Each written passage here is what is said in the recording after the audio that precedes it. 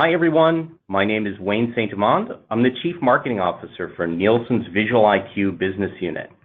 I'd like to welcome you to today's webinar and introduce my colleagues, Wendy McClintock, Senior Director of Customer Success, and Jared Robbins, Director of Analytics, who will be our subject matter experts for this session.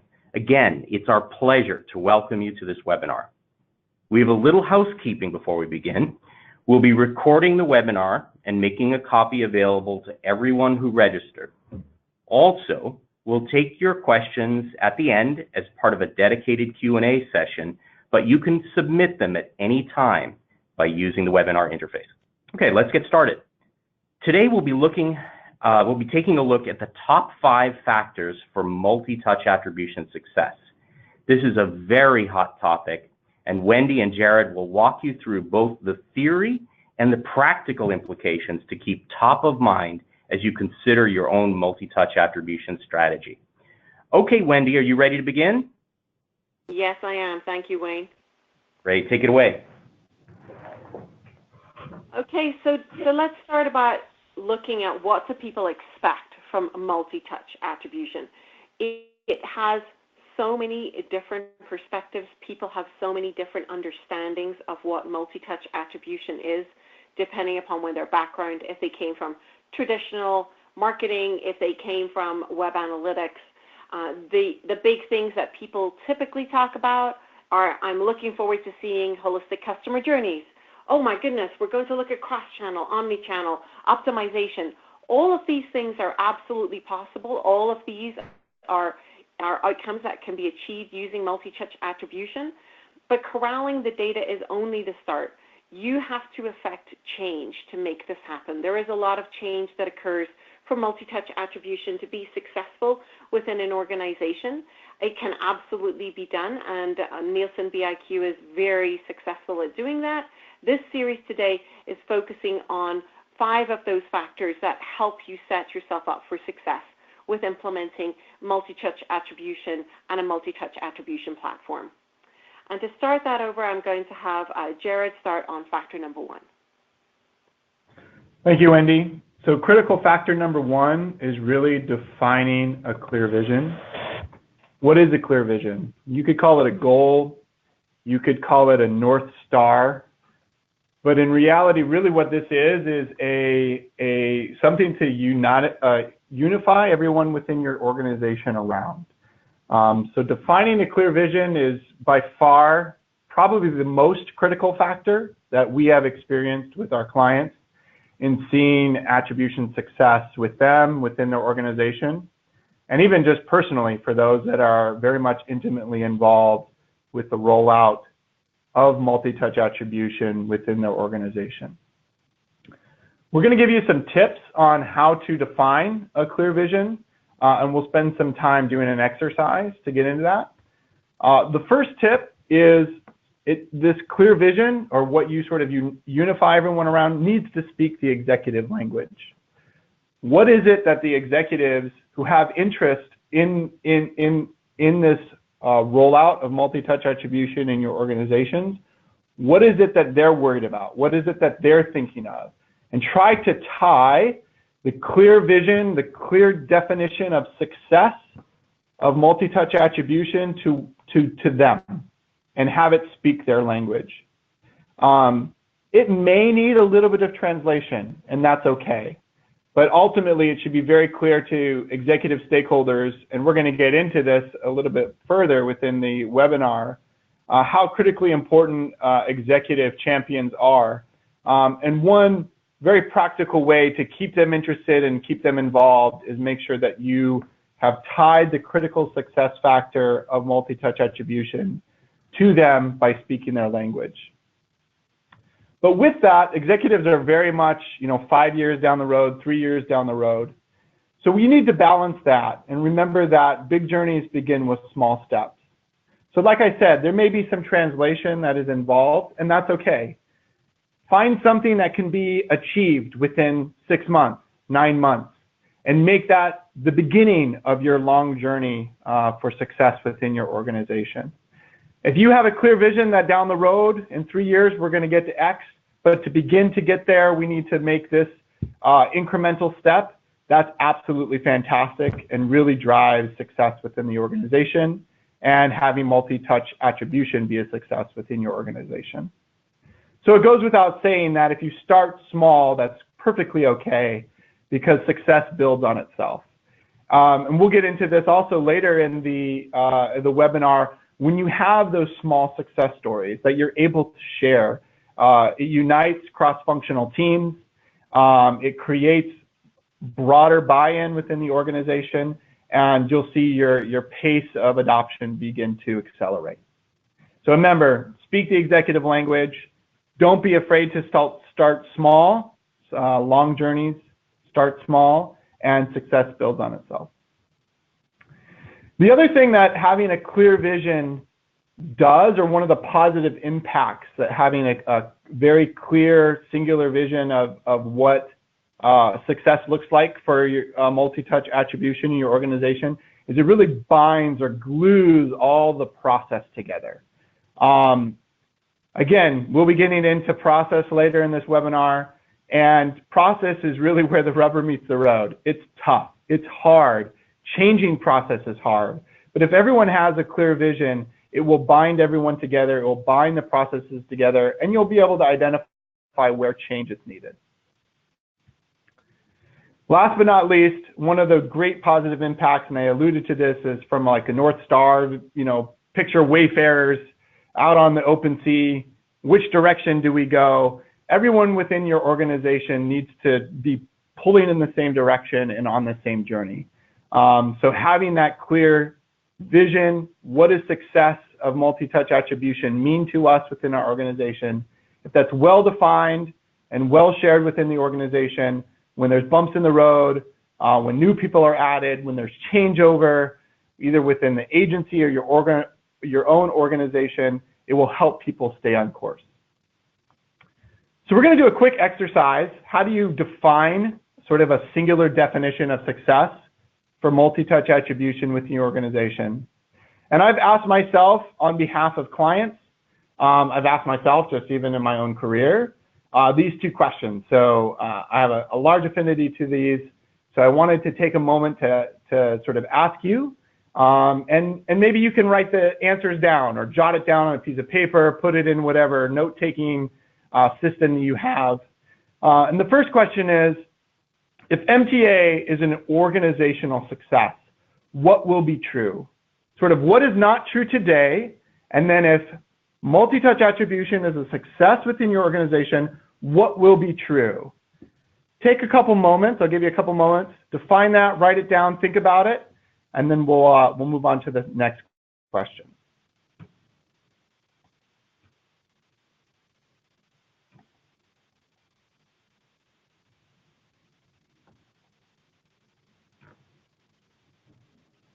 Okay, a little silence, though it feels awkward, is perfectly okay. So the second question, if MTA is a personal success, so for you, right, you care about multi-touch attribution as evidenced by being a participant in this webinar. Maybe you very much have a personal stake in wanting to roll this out within your organization.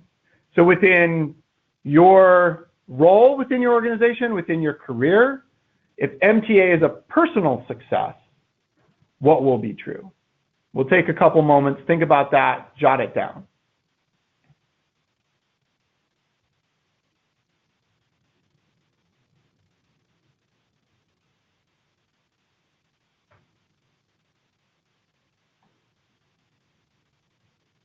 Okay, fantastic. So now the question is, do any of the answers, and you might have had multiple, and that's okay, of these two questions have anything in common? And if they do, I think you've identified the focus or the definition of success for attribution in your company. Why? Well, it will have positive impact on your organization, but then you, as a person who is a change agent within your organization, personally invested in it also will be a success for you. So it's a win-win. And so I would use that, whatever that sort of thread of commonality is, use that to broadcast and to align and tie attribution to your organization. If you're like me, when you take a moment to pause and reflect on these things, your brain starts going, okay, what about this process? What about this person? I need to make this change. So let me just give you another moment. If any of those things started flying into your brain about things that you need to do, people you need to talk to as a result of doing this exercise, I'll give you another 10 seconds to kind of jot those down. So go ahead.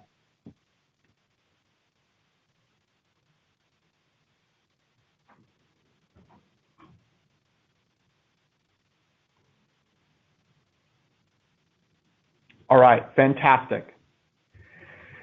I wanted to share with you a specific client example. Can't give the name of the client, but very much illustrates this principle. So this particular client clearly outlined, with a little help, a very achievable goal. It was what multi-touch attribution was.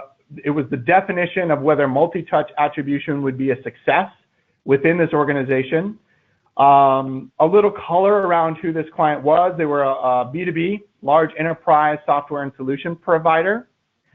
From the very get-go of standing up attribution within the organization, the teams were goaled with a 5% improvement in total digital paid media efficiency in year one. Very achievable, very specific, very measurable. And them, as well as us, were very happy to share that after that first year, we actually saw a 43% improvement. Huge success, blew their goal way out of the water. Some of the highlights of how they did that is they increased their display effectiveness. So they very much were a little bit more, like we like to say in the industry, sort of spray and pray. And so with multi-touch attribution, they were able to get very tactical in what is effective and what is not effective. What that resulted in is better effectiveness as well as increased budget based on that. And then within their paid search portfolio, there was a large reduction in waste. This was due to the fact that they are a very large organization, very much in lead generation. And so over the course of years, there was a lot of just very, I would say, not that specific sort of keywords that were ended up in their portfolio. And multi-touch attribution gave them the confidence to say, you know what, these keywords are not doing anything for us. Let's get rid of them. And they saw great improvements in efficiency within their paid search program. So again, none of that would have been possible if they didn't have this goal from the very beginning. We need to improve paid media efficiency in year one. We need to do it by 5%. And so that set everyone on the course of accomplishing that. And they blew their goal out of the water, which is fantastic. Okay, so I'm going to pass off to Wendy to cover our critical factor number 2, which relates to getting an executive champion. Thank you, Jared. So Jared did mention about enlisting an executive champion. In fact, as tip 1, that speaking the executive language is very key. So we're going to get into that a little bit more. Some of you on the phone today may well be the executive champion within your organization, but even still, you typically will need to get buy-in from your peers or from someone senior in your organization to be able to get the budget for moving forward with multi-touch attribution. What is very important to understand here is speaking the language that will appeal to your peers, to your seniors within the organization. Typically, executives are interested in what's working, what will I see next. They are rarely interested in how are you going about attribution. They want to know when will it be ready, what are the results I'm going to see. So I think it really is very important to make sure that you are thinking about it in terms of results, which is very much what we're going to talk about on the next slide. So Jared, if you want to move there, knowing your business drivers. And again, Jared alluded somewhat to this, but I really feel this is critically important. You need to be very clear what your sponsors, your executives, what your overall company board is looking for in terms of the outcome. Now, that is at a higher level. Jared just gave an example of looking specifically at savings on media efficiency. and that may well be what you're looking for from a sponsor perspective. But it may be that it's at a higher level. They may be looking for revenue lift. And if it is revenue lift, in what time frame? Are we looking to increase revenue because sales are down and you're looking to increase that by 5%, 10% in the next 6 months? Are we looking for something that is a much longer term goal? Are you looking to drive revenue in a particular market segment? Are you a business that needs to drive online growth versus offline? Are you looking to see offline lift through the online media that you're buying? So understanding what your sponsor is looking for is really important. The other aspect we often see is that typically we'll see there is a shift where you want to bring a lot of your media operations in-house, or you may be adding new agencies. And so understanding, are you looking for more or less agency reliance? Are you expecting your agency to use the platform? And so making sure, again, that your sponsor is aware of how you're going to be using other parties in the MTA mix.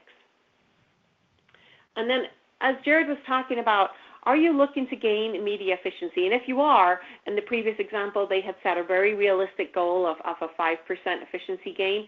But what is that efficiency gain? And does that relate to an efficiency percentage, or is it a specific dollar value? Sometimes we also find that there are executive sponsors who really need to be able to have insights that they can take to their executive board, particularly if they're a public company, that they can talk about on a quarterly basis. So sometimes your business driver is more about insights and knowledge and demonstrating expertise. So knowing what makes sense from your sponsor's goals and desires is very important. But we're going to move on a little bit into your critical success factors now.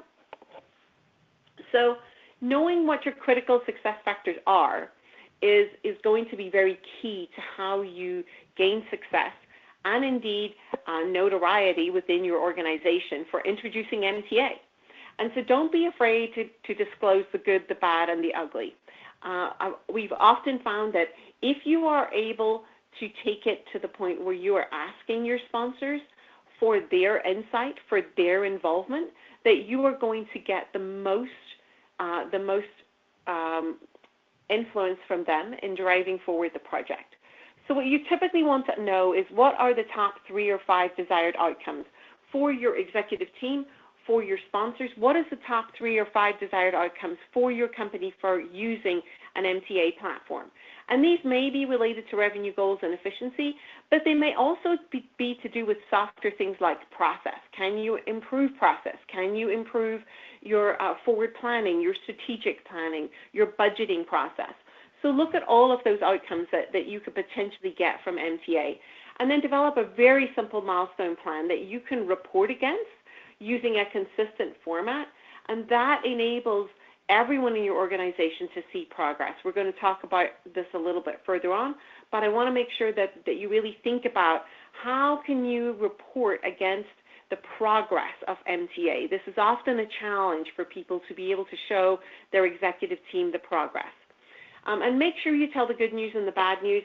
Often asking people for input on their way to problem solve, making it their problem too, sharing the ownership, will also make a big difference in how successful the implementation goes for your organization and its success.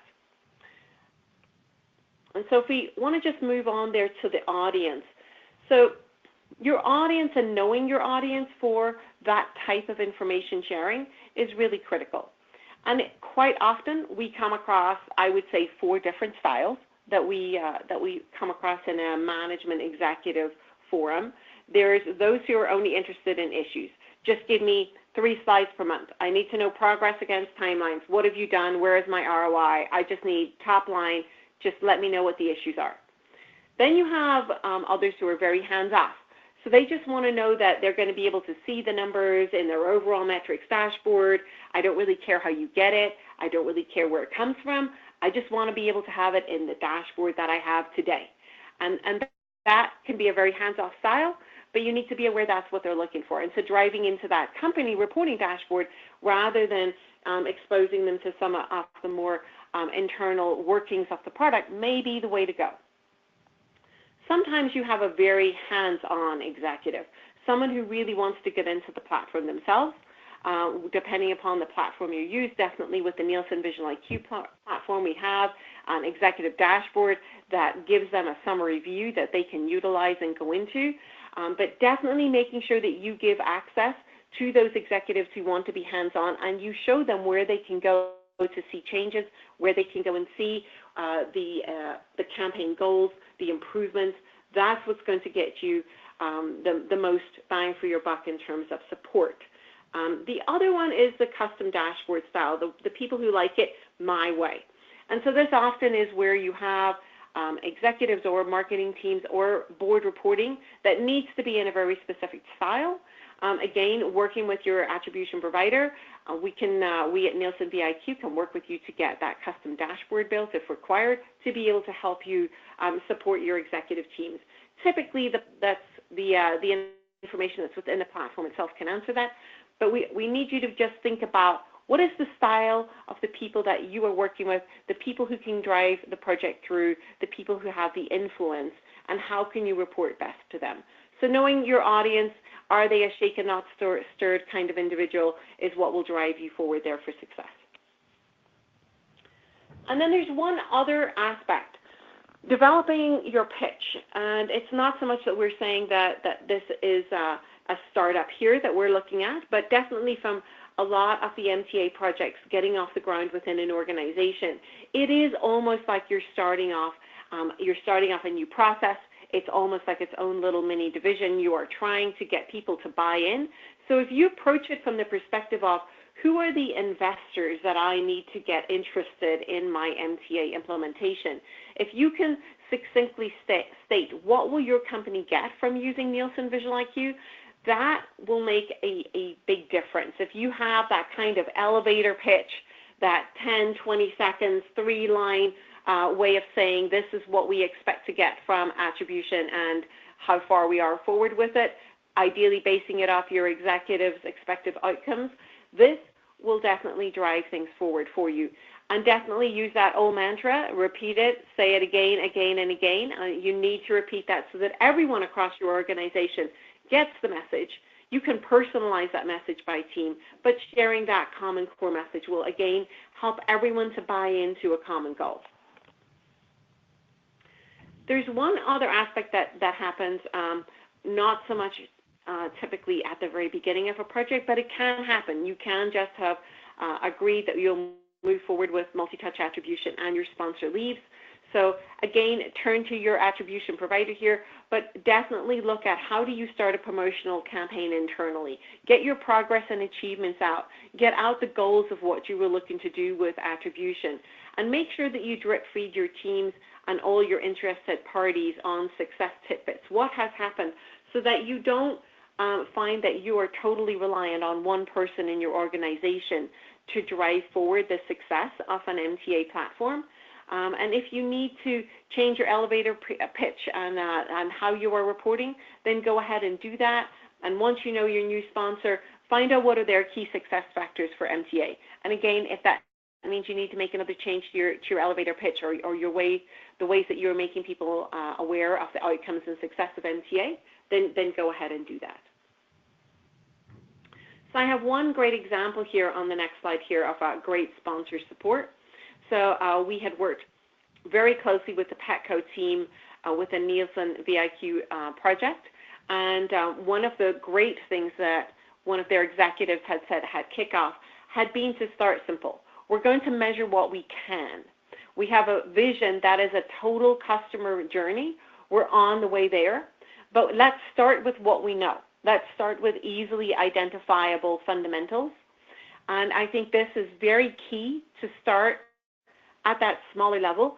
Absolutely everyone wants to get to cross-channel, omni-channel, gets to seeing that full holistic customer journey. But breaking it off into bite-sized pieces will make it much more achievable and let you see goals and success along the way. Taking this approach, that team managed to drive a 55% online revenue increase, and they reduced their spend by 45% in paid search as one example in the first year. So taking those approaches, being bite-sized, and working with your sponsor to get that agreement that this is how you're going to move forward absolutely drives MTA to be a success within your organization. And so I'm going to actually hand over to Jared here to talk a little bit more about the humble brag. Thanks, Wendy. So yeah, Wendy alluded to this, whether it's to broaden the influence within your organization, to get more executive buy-in, to get other teams in, really the best way is to share your success. And one approach, it's not the only approach, but one approach that I like, that I've seen a lot of success with, is what I call the humble brag. A little bit of an oxymoron, but let me explain what this is. So here's an example of a humble brag. Let's say you're having lunch with one of your colleagues in another organization, or let's say you're directing one team and you're meeting with another director. It's simply just to say something like, we have improved our media efficiency so much over the last 2 quarters and invested nearly in all of our top pilot ideas. We're having a little difficulty coming up with new ones. Any ideas? So you can see here, it's positioned humble, but you're a braggart, and that's quite okay. I want to empower you. This is the best way to enlist and broaden influence within your organization. You're sharing your success. It's getting someone excited, but at the same time, you're saying, hey, I have a little bit of challenge. Can you help me with that challenge? So this is something that, I've been trying to employ, not only here at, Nielsen Visual IQ, but, with our great clients, and wanted to share that with you. Again, this humble brag is a great way to sort of broaden the influence. So it is definitely a success story. It helps sort of broaden the success of multi-touch attribution with your teams. It will create potentially, weekly or monthly check-ins with new people that you've never worked with. And one other piece of advice that I think is something that I've needed to learn over the course of my career in analytics is that sometimes we defeat our purpose by over-caveating. For all of you analytics folks on the phone, don't water down your success by saying, but this, but that, but the other. Start, be bold. Start with what the success is. If there's more questions and how you derived that or how you got to that, absolutely, you can share any sort of assumptions that were needed to get to that. But don't start with those, and certainly don't, essentially don't over caveat, because at the end of the day, what is heard is all the caveats, and the ultimate success story that should be taken away is missed. So just a practical tip there. Wendy's going to walk through an example of this. Thanks, Jared. So yes, this is an actual client example. This was actually a client presented slide to their executive team that they utilized within their first year of using MTA for their retail business. And so this was online and offline sales together. And so this was really where they looked at how can we take the impact that we are seeing from the online media appearing within an offline customer journey. And using that, they were able to say that actually we impact 50 million of our, the impact of 50 million online sales is actually driven by paid channels, and that this drives to a 10 million incremental impact, where 4 million is incremental sales, 4 million is savings, and then they actually were able to identify another 2 million in incremental brand sales. And so they got an overall 20% impact and a 10 million return on annual investment on what they had placed in the cost of implementing the Nielsen Visual IQ platform. So they got an overall 20% incremental return a 20% incremental revenue increase, and they were able to get an exponential increase on using the platform. Now, this was a way of them looking at it, so they were able to show and tie back that all of these online media points are actually appearing within an offline customer journey and in-store sale.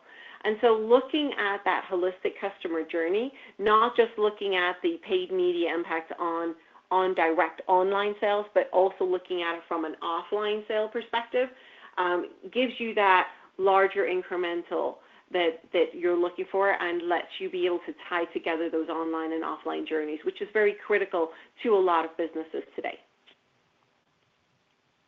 So Jared, if you want to move forward. Absolutely. Okay, so just a quick recap. Critical factor number 1, right? Setting a clear vision. Number 2 is getting that executive champion buy-in.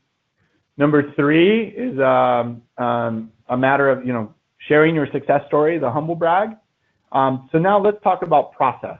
Everyone's favorite P out of the 3 Ps of platforms and people and process. Process is often the most neglected. It's the hardest. It's where the most sort of sweat is needed. So one of the things that we've been seeing with our very successful clients is supporting sort of more agility within their organizations. So to explain that, for those of you who are not familiar with this word, I think probably most of you are, but it comes from the development world, software development world, where you go through this very focused process. You create some requirements, you design to those requirements, you develop, you test, deploy, review, you sort of wash, rinse, and repeat. And what I like about this is it's very focused. And it's focused on something like, you remember what we discussed in the beginning is as you're making small steps on this big journey, to make that initial step, you have to be very focused on that next thing that you're going to do. And aligning your process to be very agile in that way helps drive a lot of change management within your organization, right? If you have a big cruise ship of an organization and you're trying to course correct that thing, it takes a very, very long time. So what are you going to do about it? How do you approach it? Well, really, one of the things that I've been employing just in my own personal career, I read a book recently called Essentialism. The author is Greg McCown, highly recommended. And he uses this illustration, which I really appreciated. He said that often what we end up doing is we end up focusing on too many things at the same time. We have multi-focus. Don't confuse that for multitasking. Multi-focus and multitasking are actually very different things. It's really, multi-focus is what is critically important. What is it that I'm very much focused on? And if you're focused on 8 things simultaneously, you only have as much time and energy to make very, very, very little improvement in 8 different directions. You can make some improvement, but it's very little. If you were to package up all of your energy and time for a short period of time and focus on a singular thing, you would make 8 times as much improvement on that singular thing and then be able to move on to the next aspect that you're going to focus on. And this is the principle of Agile, right? It's very much like, okay, this is the very, very defined, this is the very refined and defined scope of what I'm going to focus my energy and effort on and changing in process. I'm going to go 100 miles an hour at that, make a lot of progress, and then move on to the next item. If you do that over the course of a quarter and you added up all of your success over that quarter, I think you will be astounded at how much you were able to accomplish, how much of a change agent you've been able to be within your organization. And really, everyone is reaping the benefits of all of those process improvements.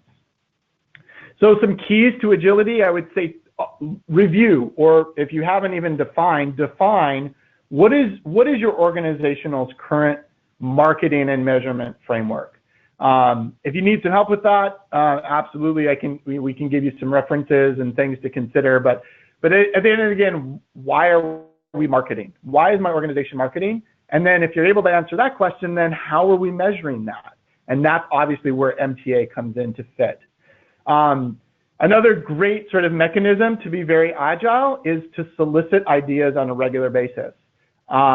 There's this thing in the digital marketing industry, digital analytics industry called the hypothesis library. It sounds complicated. It's really not. It's just a way of getting constant sort of testing ideas or new opportunities down on paper, ranking them according to how well that's going to benefit my organization, how easy is it to implement if we did learn something, and then pursuing after them one by one, systematically, And as you learn new things, as you validate or refute current hypotheses, you're able to make a lot of change within your organization.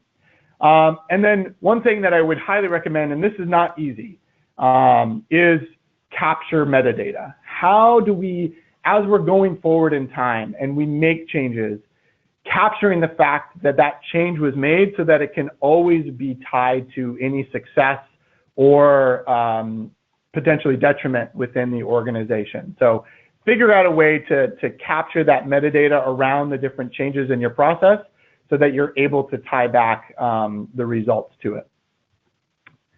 Wendy's going to walk through some process basics related to this. Yeah, so one of the other areas here is that whenever you're looking at agility and you're looking at the data, we can't forget about the people. We're going to talk about that a little bit more again here in a moment. But really understanding your current workflow within and between your teams and with you and any agencies is really important. So understanding how do you currently budget? What is your reporting today? What's done on a weekly basis, bi-weekly, monthly, quarterly? And then understanding how do you optimize today? What's the frequency of optimization for each of your different media channels or particular business units? And so that will enable you to be able to roadmap what your adoption is going to look like of your MTA platform. Understanding who needs to be part of your initial stand-up, who actually are your channel owners, who owns the budget today, who can affect a budget change or a cross-channel budget change. And then looking at making sure that you think about how are you going to align your training plan to your data rollout. It may not be that you are standing up all of your channels initially in your MTA platform. You might start with your largest budgetary channels, such as search and display. You may then want to look at how are you going to develop that communication plan based on some of your earlier thoughts around your executive communication. What is your communication plan going to be to your executive? And then how are you going to socialize this across your organization? These are all part of the process pieces that you want to think about, that you will be able to utilize to drive the success and the agility of the implementation.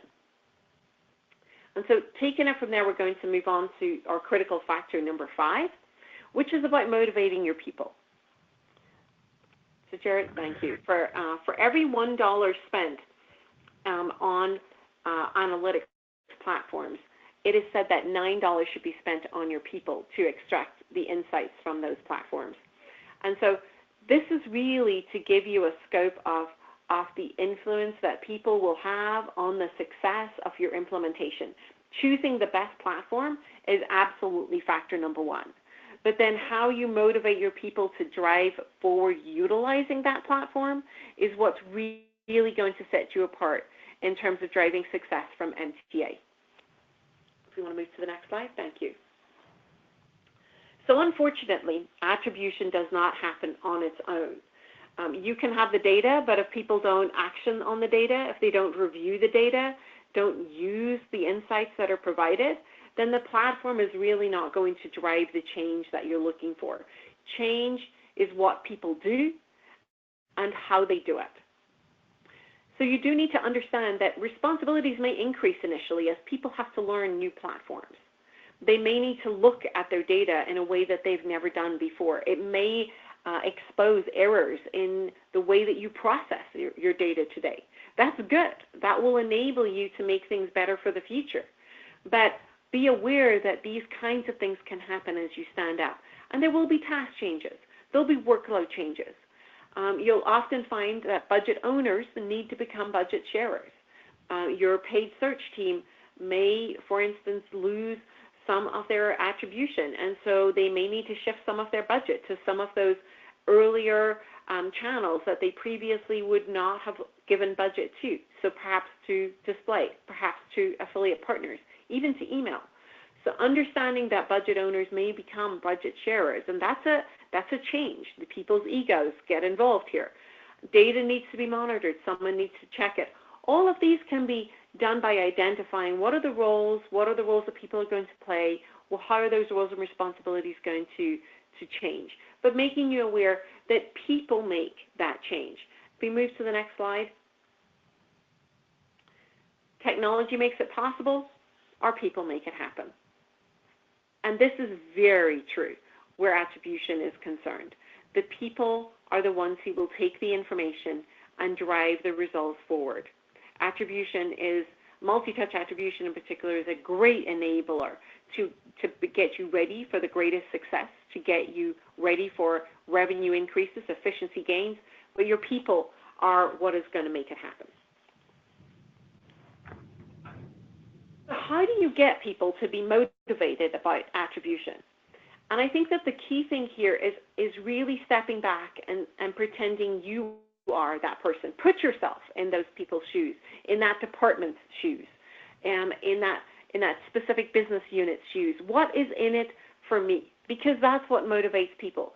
There's really 4 things that typically people are looking for that will make them motivate.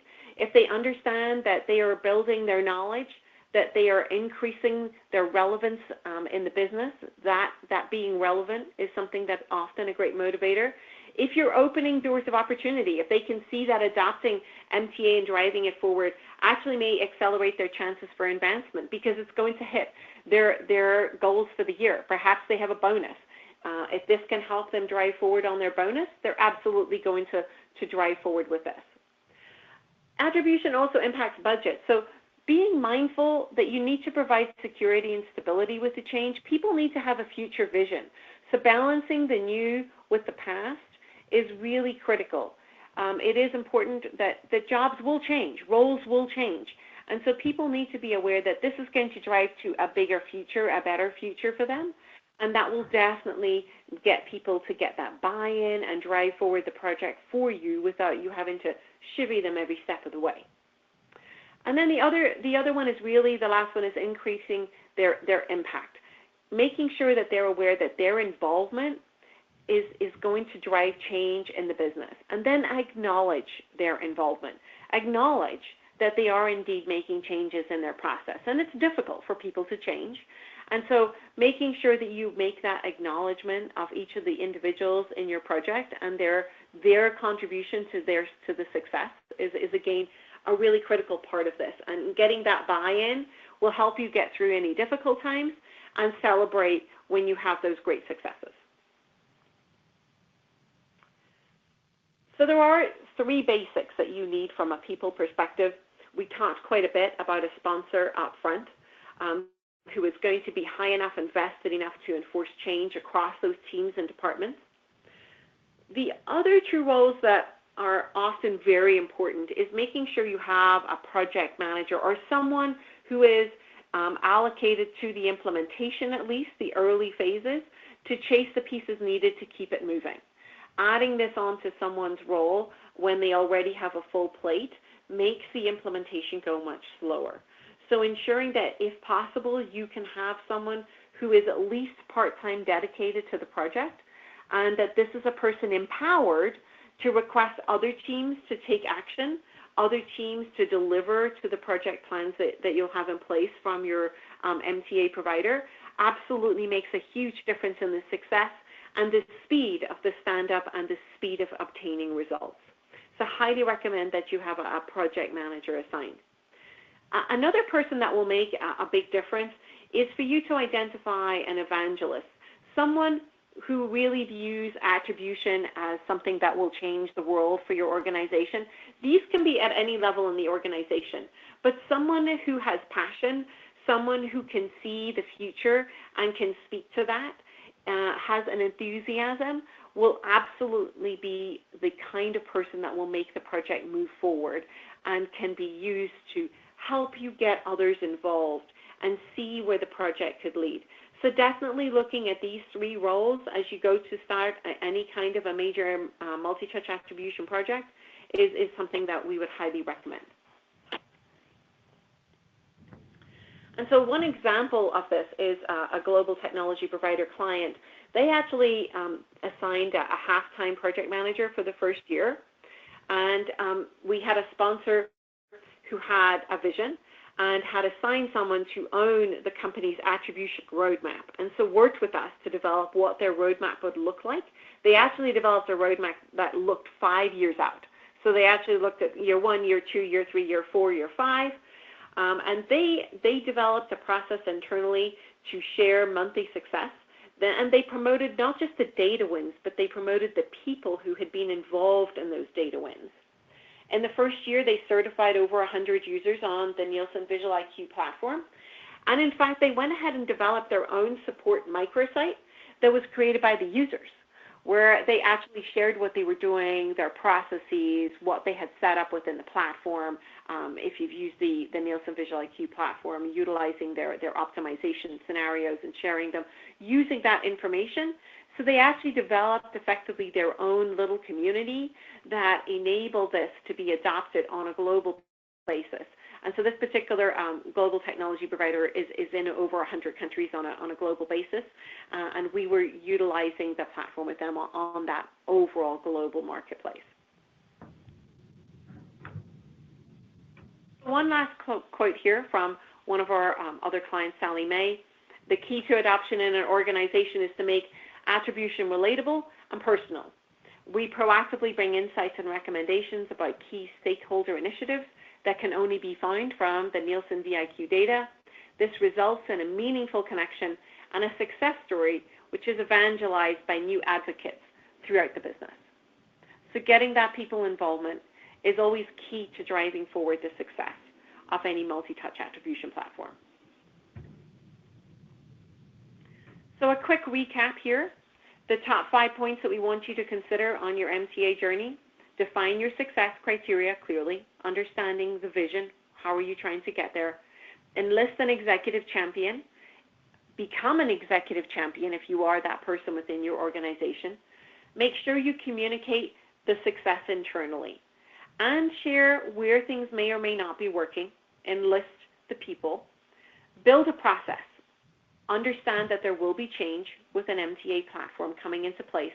You need to know your roles and responsibilities and build that process for change, and then people will know what they need to do.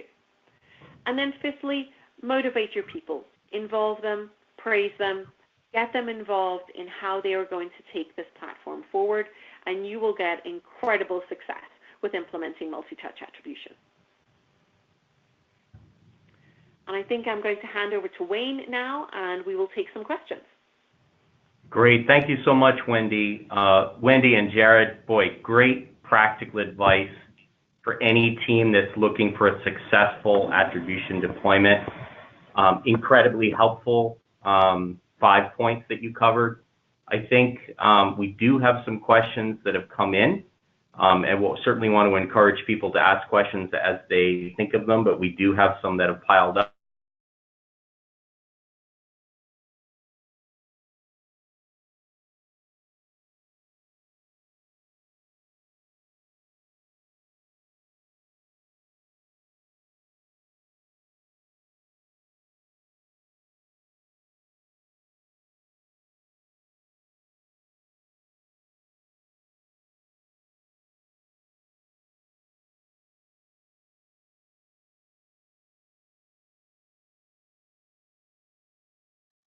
And I think this kind of goes without saying in most within the digital marketing community, sort of understand that certain digital channels play certain roles within the prospect journey to being a customer.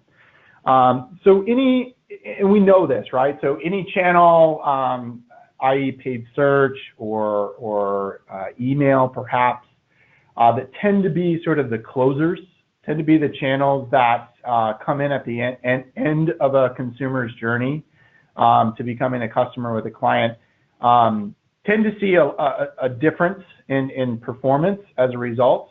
And so in some cases that creates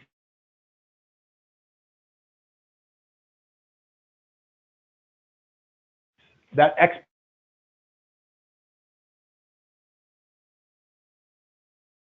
was that there's no need to be fearful, and that even within paid search, as an example, I once was a paid search manager myself.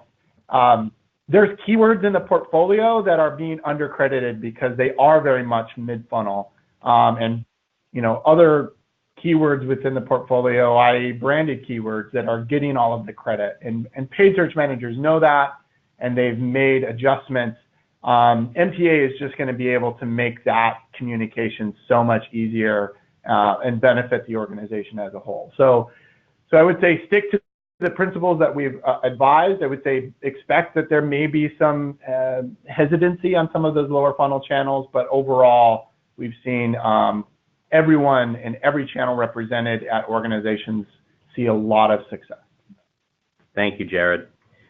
This next question, I think, Wendy, is probably a good fit for you. I know you covered some of this, but maybe you can go a little deeper.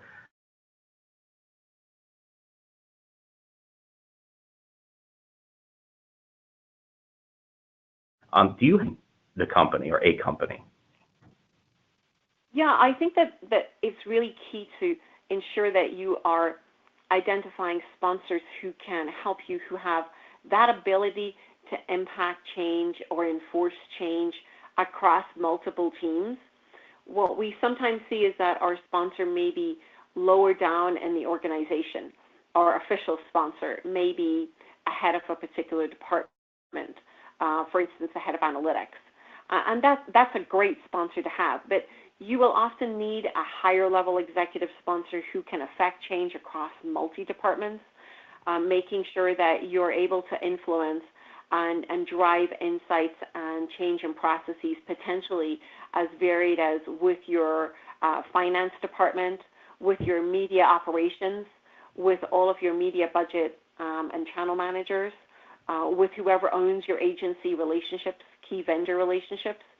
So making sure that you are identifying, even if they are not someone who signs on the dotted line, but who will be your executive sponsor that will help drive that change for you across the organization, potentially even with departments that are either reluctant to change or do not yet see the value that attribution can bring within your organization and how it might impact their department. They may see it as only, for instance, an analytic reporting tool, when in fact it's so much more and can bring so much more value. So ensuring that you really look at what is your business trying to achieve at the highest level, and who has the most to gain from using multi-touch attribution and can get that message and help drive that forward for you, driving that change at the highest level in the organization. Fantastic, Wendy. We've got a follow-on question here that I think would be good for you as well, which is a simple one, but everybody needs a perspective on this. How long does it take for clients to start seeing results when they implement MTA? Excellent question. Excellent question. Yeah, so it is definitely worth setting expectations up front. I actually shared a quote from one of our executives at Petco who had worked with us on this and had a very realistic way of looking at how we should implement. They had definitely said, let's start with the smaller pieces. Let's learn as we go. Let's look at the goal of wanting to understand a holistic customer journey, but let's start with the pieces we can drive forward first. And Jared had talked about some things in answering one of the earlier questions here about looking at specific keywords, looking at, for instance, frequency capping within display, looking at some smaller areas that will enable you to show quick results in some areas that will help you get a success story that you can then share with the broader organization. And know that you will be building those blocks of success that will take you forward. So absolutely, I expect that you'll see success if you go in bite-sized pieces within a matter of just a few months. You will be able to see success. To see the kinds of success that we have seen with organizations, it will take that full 9 months, year, or even longer, depending upon the complexity of the goals and the shift that you're making. But you should, using bite-sized ways of looking at the data, you should be able to see some changes coming very quickly after implementation. Fantastic. Thank you, Wendy. This question is, I think, a good follow-on to the answer that Wendy just provided. Jared, maybe you can take this one, which is, what's the best way to get that small win to start so that people can drive adoption and excitement among team members? I think I would go back to the presentation, right? It's finding that singular focus to identify and then make 8 feet of change on that one thing in an agile way. So as far as So it's going to be different at most companies, right?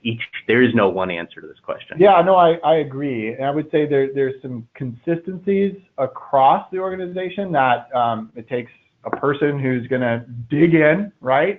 I'm famous at my clients to say that the devil is in the details. You do need to dig in. You need to spend some time to dig into the data. So I think that's one fantastic way. But then again, it's a matter of focus. You know, having a focus, having a hypothesis, and going after validating that hypothesis.